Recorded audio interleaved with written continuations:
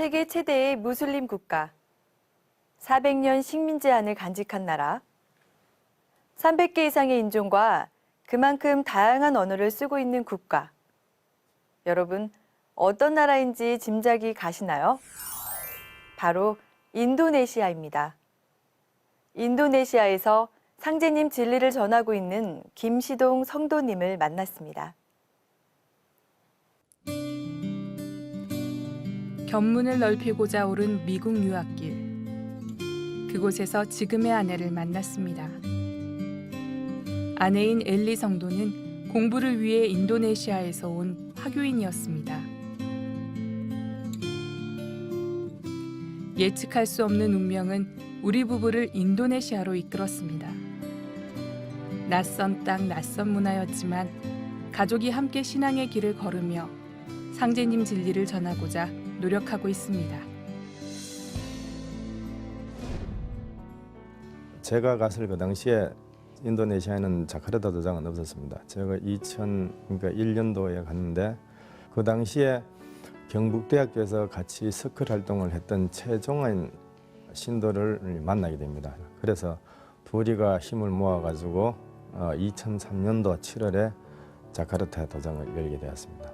그러니까 우리 가족과 최종환 신도 부부 가족과 이 두 가족으로 시작을 했습니다. 그리고 2006년 종전님 인도네시아 방문 강연회가 있었습니다. 그 강연회를 계기로 여러 한국 분들이 관심을 가지게 되고 그래하여 수렴된 분들이 여러 명 됩니다. 그럼 그와 동시에 다 도장을 더 큰 데로 옮기게 되고 그때부터 활성화가 되었습니다. 종정님 강연회가 이렇게 정해졌을 때 이 방향을 어떻게 잡느냐, 이 두 가지 방향이 있었습니다. 처음 하나는 인도네시아에 거주하는 한인만 상대로 할 것인지 아니면 인도네시아 현지인까지 같이 할 것인지, 그래서 두 가지 방향이 있었는데 국제부에서 그러면 인도네시아 현지인도 같이 하는 방향으로 하자 이렇게 정했습니다. 그 당시에 제가 일하던 데가 라디오 리퍼블릭 인도네시아, 한국어로 말하면은 KBS 라디오 방송국이었습니다. 그러니까 국영 인도네시아 라디오 방송국이죠. 거기에 보이스 오브 인도네시아에 근무했는데 이제 인도네시아 LLE 라디오 리퍼블릭 인도네시아에서 모든 기자재를 이렇게 공급을 해줘서 강연회 준비하는 데 굉장히 도움을 주었습니다. 그리고 그 강연회를 호텔 보로부드르라는 인도네시아 호텔에서 이렇게 강연을 하게 되었습니다. 그리고 그 강연회는 강연에 여러 인도네시아 분들이 참석했는데 굉장히 성공적으로 마쳤습니다. 참고로 인도네시아는 세계 최대 이슬람 국가입니다. 그렇다고 해서 이슬람이 국가 종교는 아니고 이슬람이 한 80% 이상이 이슬람입니다. 대표 종교로 이슬람, 불교, 기독교, 가톨릭, 힌두교, 지금은 한 개 더 합쳐져가 6개가 있습니다. 인도네시아 사람들도 다 자기들 나라 말로는 기야맛이라 하는 게 있는데 이게 뭔가 하면은 종말을 이야기합니다. 그러니까 언젠가 가까이 종말이 있을 것이라는 것을 굉장히 두려워하고 그때 구원을 받고자 하는 그런 것이 전 국민의 의식 속에 있습니다. 그럼 도대체 기야맛은 있는 것인가? 그러면 정말 살 방법은 없는 것인가? 그런 데 대한 굉장한 두려움을 갖고 있습니다. 그런데 정산도의 개벽 사상은 종말이 아니다 새로운 열림이라는 그러한 것이 이 개벽이라는 것이 거기에서 말하는 바로 기야맛이었습니다. 그래서 이 우주는 영원하고 얼마든지 기야맛이 와도 살 방법이 있다. 다 인도네시아에 있는 이슬람이라 그러면은 다 개벽을 믿고 있습니다. 그 개벽 즉 기야맛을 믿고 있는데 단지 방법을 모르는 것입니다. 어떻게 언제 오는지 어떤 방향으로 오는지 그리고 거기서 기야맛에서 어떻게 자기들이 대응해야 되는지 이런 거는 다 모르고 있는 상황에서 단지 오고 있다는 거, 언젠가는 꼭 있다는 거, 이 정도는 이제 그 인도네시아 사람들이 다 알고 있는 사실입니다. 인도네시아 사람들은 앞으로 세상에 큰 변혁이 닥칠 것을 믿고 있습니다. 단지 그 실체가 우주 일련의 변화 섭리 속에서 일어나는 가을 천지 개벽이란 사실을 모르고 있을 뿐입니다. 20년 전 증산도 진리를 만나기 전엔 저도 까맣게 몰랐습니다.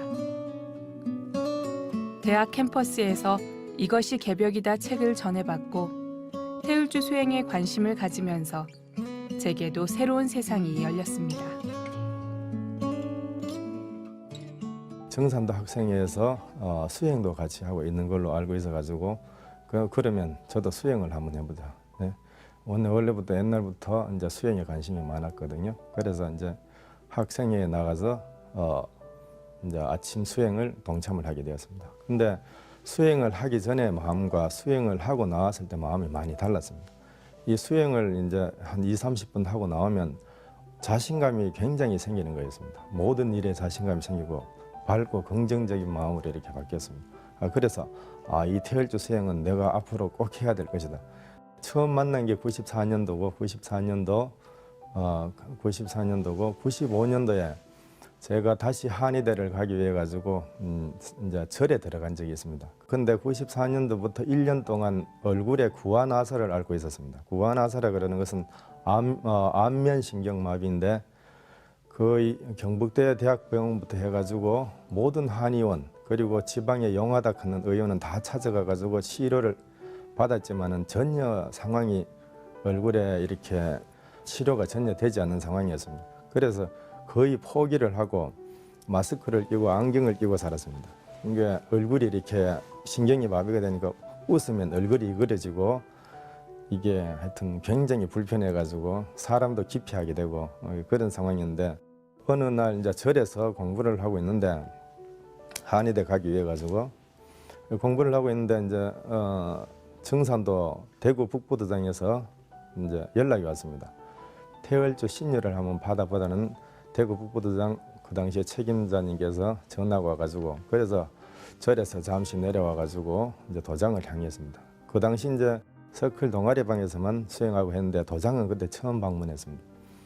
저는 제 개인적으로 한의를 하기 위해 가지고 칠수라는 사실 좀 하기 어려운 그런 길을 가고 있는데 그 당시에 도장에 방문했는데 그 한의와 전혀 관련이 없는 정산도 동아리 학생들이 제 얼굴과 머리에 손을 대고 이제 태열주를 읽기 시작했습니다.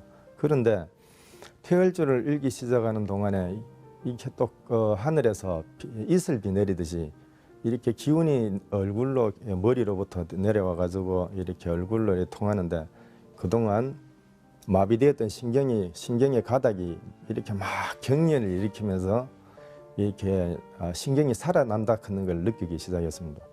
근데 그게 한 번이면 말도 안 하는데 그 다음번에 받을 때도 그렇고 또 그 다음에 치성이 있을 때 하니까 더 심하게 일어나는 거였습니다. 그때부터 신유를 학생들에게 받는 걸 그만두고 제 스스로 해야 되겠다는 작심을 하고 21일 동안 이제 작심을 하고 수행을 시작했습니다. 21일 동안 매일 300배래 하면서 태열주 수행을 약 2시간 정도 계속했는데 수행할 때마다 그러한 증상, 이 얼굴에 구안아사가 조금씩 계속 호전되는 걸 느꼈습니다. 이 구안아사를 걷는 것은 신경이 귀 뒤에서 나와서 이렇게 퍼지는데 이 끝에서부터 이렇게 점점 신경이 살아나오기 시작을 하는 거였습니다. 그래서 21일 끝마칠 정도 되면 적어도 한 50% 정도의 이제 신경이 살아났습니다. 그래서 그걸 계기로 해가지고 이제 이 태열주는 굉장한 영험이 있는 주문이다는 것을 다시 한번 깨닫고 이 태열주에 대해서 제대로 알아봐야겠다 생각을 하고 그때부터 젊은 시절 저는 여러 나라를 돌아다니며 경험도 쌓고 신앙도 더 열심히 하고자 생각했습니다. 그런 생각이 미국을 거쳐 인도네시아로 저를 이끌었나 봅니다.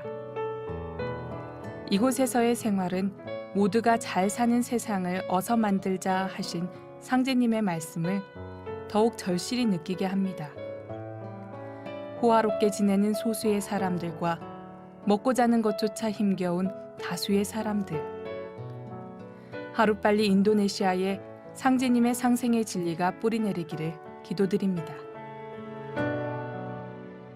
제가 제일 처음에 뉴욕에서 인도네시아에 도착했을 때 제 스스로는 굉장히 스트레스를 받았습니다. 이게 왜 스트레스를 받았나 하면은 이 인도네시아 그 서민들의 삶이 너무 수준 이하였다는 것입니다. 그러니까 아프도 병원 못 가고 얼굴이나 몸에 보면 이렇게 상처가 없는 사람이 없고 다 이렇게 아픈 흔적이 있는 사람들이고, 그리고 이제 집도 제대로 없어가지고 거리에 떠노는 사람들이 굉장히 많았습니다. 그래서 그걸 보면서 이게 녹의 중요성, 이 선천이라는 것은 아직 녹이 풍부하지 않고 인간의 삶에 있어서 이게 녹이라는 게 그래 중요하다는 것을 그때 많이 느꼈습니다. 우리 진리는 이렇게 다 같이 이렇게 잘 먹고 잘 살자, 이런 사상이 있는데 그 사상이 실현되어야 된다고 보거든요. 이 인도네시아도 보면 잘 사는 사람은 굉장히 잘 삽니다. 집에 차가 20대 이상 있는 사람도 많이 있고, 제 주위에도 그렇고 뭐 집에 차 4대 5대는 기본이고, 그런 잘 사는 사람도 많이 있는 반면에 거의 하루에 1불 미만으로 생계를 유지하는 사람들도 엄청 같이 이제 살고 있습니다. 그래서 이거는 이제 사람 개개인이 이제 진리가 어느 정도 이제 들어가서 그 남의 아픔을 내 아픔같이 여길 수 있는 그런 상생의 마음이 있을 때 이 세상은, 지금 현 세상은 좋아진다고 생각합니다.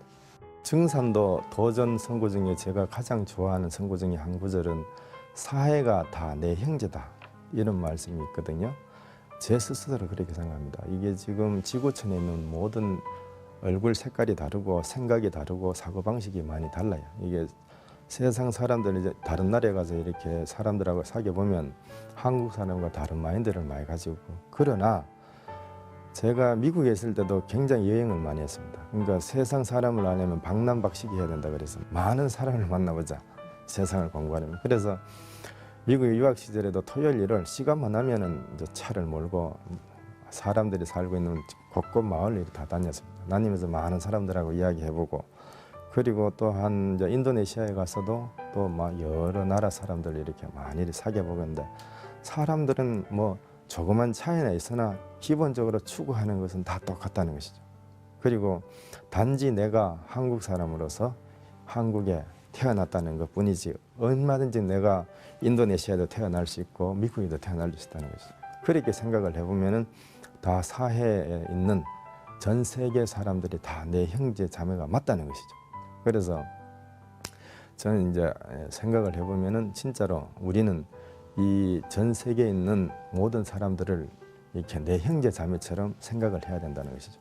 그렇게 하면은 이 세상은 아름다워진다고 생각을 합니다.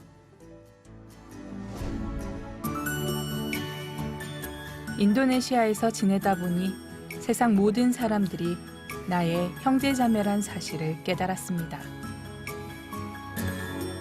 제 꿈은 오늘은 뉴욕, 내일은 싱가포르, 이렇게 세상을 누비며 지구촌 곳곳에 상지님 진리를 전하는 것입니다.